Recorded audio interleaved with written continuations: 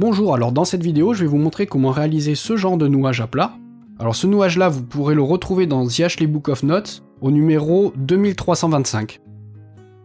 Alors l'objectif n'est pas de vous montrer comment réaliser ce nouage en particulier, mais plutôt une méthode générale qui va nous permettre de réaliser n'importe quel nouage à plat, qui est constitué de croisements strictement dessus-dessous.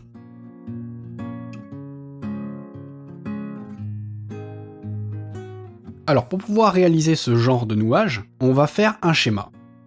Alors la première étape va consister à relever ce qu'on appelle l'ombre du nouage, c'est-à-dire le dessin que forme le nœud. En gros, je repasse par-dessus mes brins. Voilà, et je suis revenu au début. Bon, le reflet doit être assez désagréable pour vous, du coup je vais aller photocopier mon empreinte pour la sortir sur un papier blanc, et comme ça sera beaucoup plus agréable à regarder. Voilà, donc je me retrouve avec l'ombre du nouage que je veux réaliser. Donc soit vous l'avez relevé sur un nœud existant, soit en fait c'est quelque chose que vous êtes en train de créer. C'est la première étape, on commence par définir l'ombre du nouage. Ensuite là on remarque que cet ombrage est continu, il n'y a pas de début et de fin, il boucle sur lui-même, donc il va falloir l'ouvrir. Dans le Ashley, le nouage est ouvert là-haut, sur l'anse du haut. Alors personnellement j'ouvre pas sur une anse parce que sinon il va falloir réintroduire les brins à l'intérieur et on va être très près du bord pour avoir la fin du cordage, donc en fait il va pouvoir se défaire. Moi j'aime bien ouvrir les cordages par le milieu, là où ils sont un petit peu entremêlés et comme ça ils vont mieux tenir ensemble. Donc moi je vais ouvrir ici.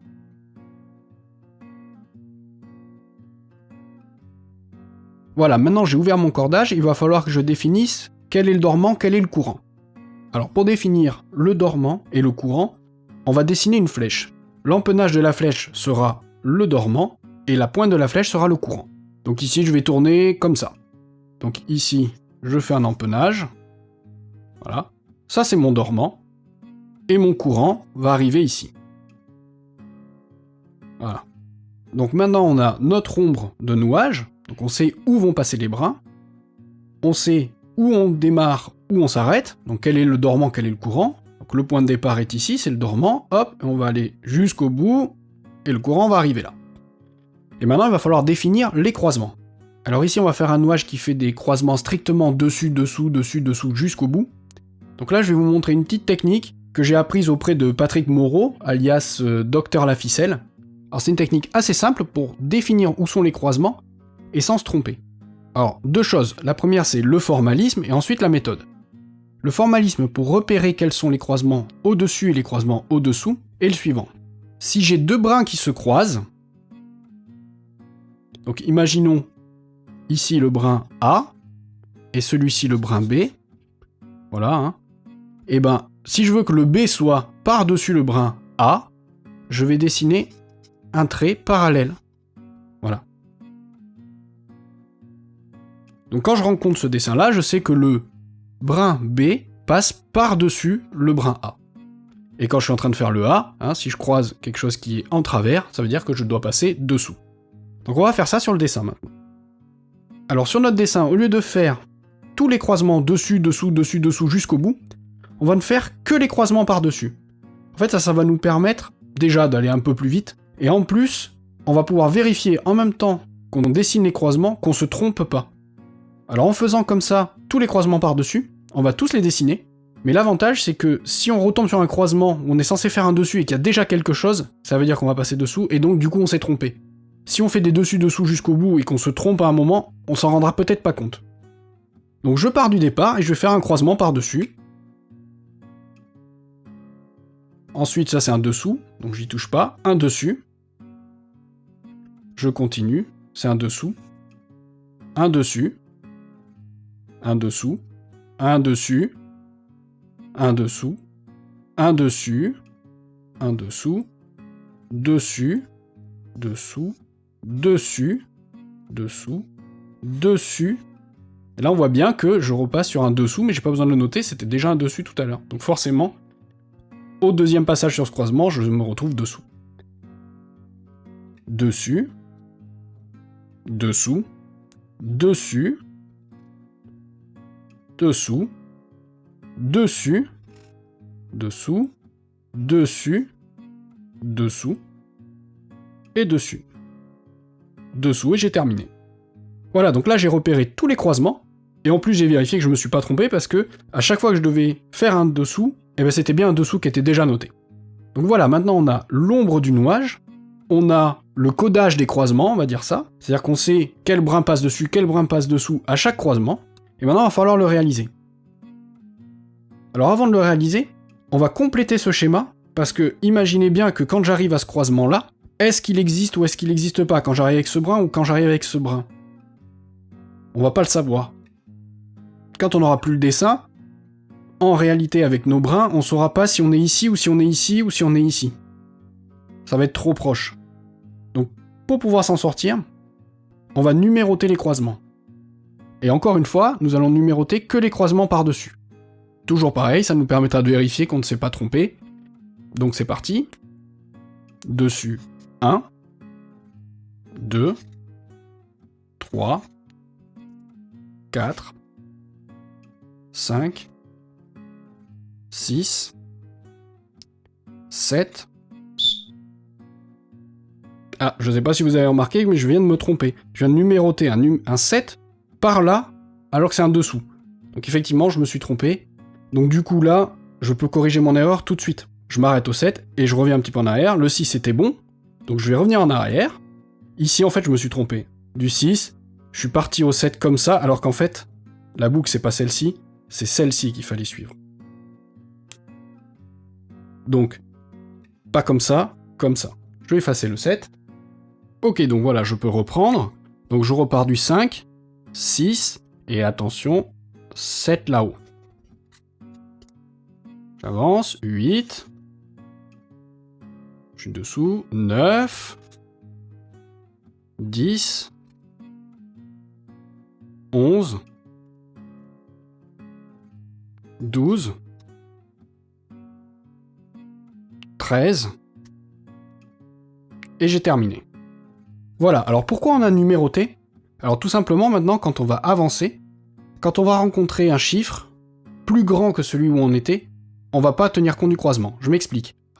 Ici j'avance, 1, c'est bon j'avance. Là je suis à 8, ça veut dire qu'en fait ce brin-là n'existe pas encore.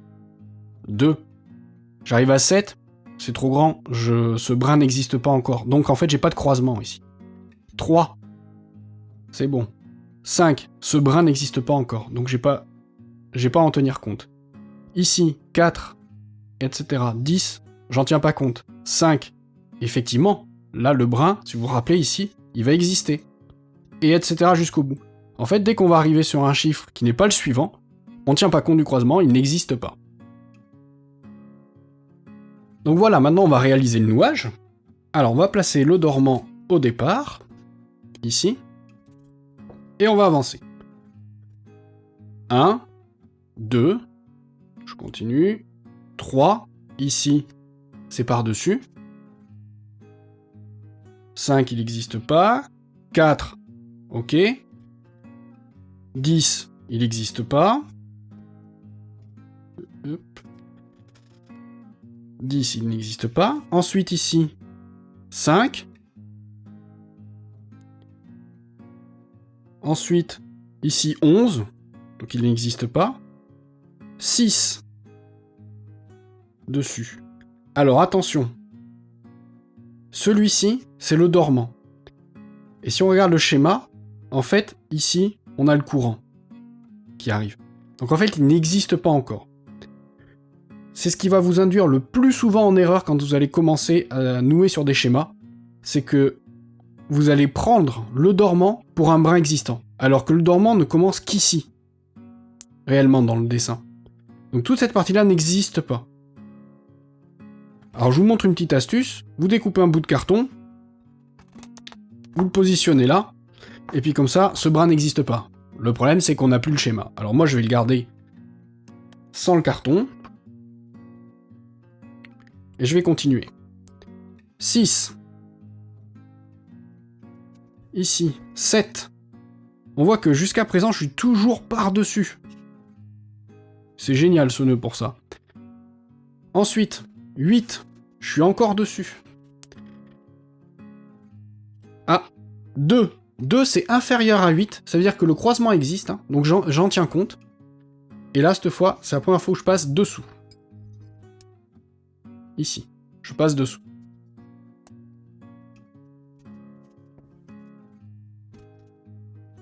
Alors n'hésitez pas à mettre bien les mains à plat pour tenir le nœud quand vous passez, parce que s'il se défait et qu'il sort du schéma, vous saurez plus où vous en êtes. Ensuite, 9, je suis dessus. Ici. 1, je suis dessous. Donc j'en tiens compte.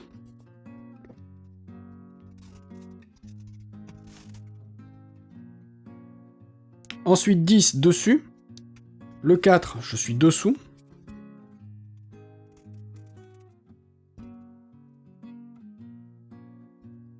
Hop. Ensuite, 11, je suis dessus. 13, j'en tiens pas compte. Et comme je vous dis tout à l'heure, hein, ce brin n'existe pas, hein, c'est le dormant. Hop, n'oubliez pas, j'ai mon carton ici, normalement. Hein. Donc ici, 11 dessus. 12 dessus. Ensuite, dessous.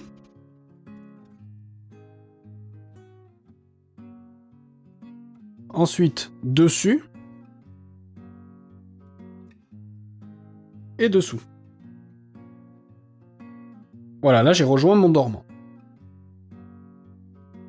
Et maintenant que je suis arrivé au bout, bah, je vais pouvoir doubler. Bon là, j'ai pas assez, hein, mais ici, je peux continuer à doubler. Alors soit je double par la droite, soit je double par la gauche. C'est à vous de voir par rapport au nœud, suivant comment il est fait.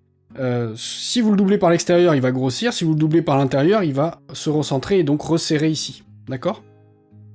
Donc voilà, là notre nouage est terminé.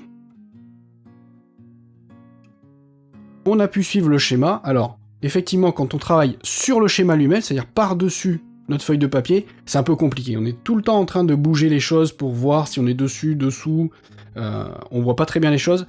Moi, je vous conseille de nouer avec le schéma à côté de vous. Ce que vous pouvez faire, si vous avez peur de vous tromper ou si le schéma est un peu grand, tracer avec un crayon, repasser par-dessus, en fait, le schéma au fur et à mesure que vous construisez le nouage. C'est-à-dire comme ça, vous savez exactement où vous en êtes à chaque fois. Et du coup, vous n'avez pas besoin de bouger le nœud pour voir ce qu'il y a dessous, si c'est un croisement dessus, dessous, etc. Et donc ça évite de trop se déplacer et de tomber sur le mauvais brin après. Voilà. Donc je vous conseille de nouer avec le schéma à côté de vous. En taille réelle peut-être, si au début c'est un peu compliqué. Après vous pourrez faire avec des schémas beaucoup plus petits. Ça va aller, mais c'est vrai qu'au début c'est très bien de pouvoir nouer à l'échelle 1, comme ça c'est plus facile à vérifier, en même temps on peut toujours remettre le nœud par-dessus le schéma pour voir si on ne s'est pas trompé, si on est bien fidèle à l'ombre du nouage, et ça aide en plus à mettre en forme le nœud. Donc voilà, je vais vous faire un petit rappel maintenant de la technique qu'on a employée. On commence par tracer l'ombre du nouage, c'est-à-dire la forme du nœud, là où passe le brin. Ensuite on va ouvrir le nouage pour pouvoir dire où est le départ, où est l'arrivée, donc où est-ce qu'on place le dormant et où va arriver le courant. Ensuite, on va tracer les croisements, donc si c'est du strict dessus, dessous, dessus, dessous, jusqu'au bout, on va tracer tous les croisements par-dessus, donc en gros on va marquer un croisement sur deux, ce qui nous permet de vérifier, une fois qu'on aura terminé tous les croisements, qu'on ne revient pas sur le même croisement une deuxième fois en étant avec un signe contraire. Si je dois marquer un dessus et que là, à cet endroit-là, je vois un dessous, c'est que je me suis trompé. Donc on peut tout de suite revenir en arrière et recommencer, sans refaire tout le nouage. Et enfin, on va numéroter les croisements, toujours pareil, 1 sur 2. On va numéroter en gros que les dessus, comme on a référencé les croisements dessus, on va numéroter les dessus. Et comme ça, on voit aussi tout de suite si on s'est trompé sur un numéro. Vous vous rappelez tout à l'heure, le numéro 7, je m'étais trompé en suivant mon schéma, et donc du coup j'avais le mauvais numéro. Je suis tombé sur un dessous alors que j'étais censé marquer un dessus, effectivement, je m'étais trompé. Donc voilà, ça permet en même temps, voilà, sur des schémas un peu plus complexes, de gagner du temps, parce que si on s'est trompé et qu'on s'en rend compte qu'à la fin, voire une fois qu'on a terminé le nœud qu'il y a un problème dedans, faut tout recommencer. Voilà. Et une fois qu'on a numéroté, on va pouvoir commencer à nouer.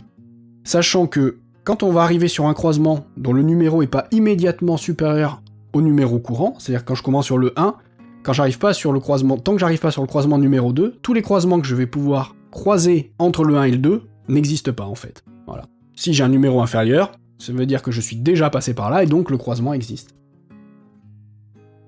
Voilà, j'espère que les explications ont été suffisamment claires, sinon n'hésitez pas à utiliser les commentaires si vous avez encore des interrogations. Et moi je vous dis à bientôt pour une nouvelle vidéo.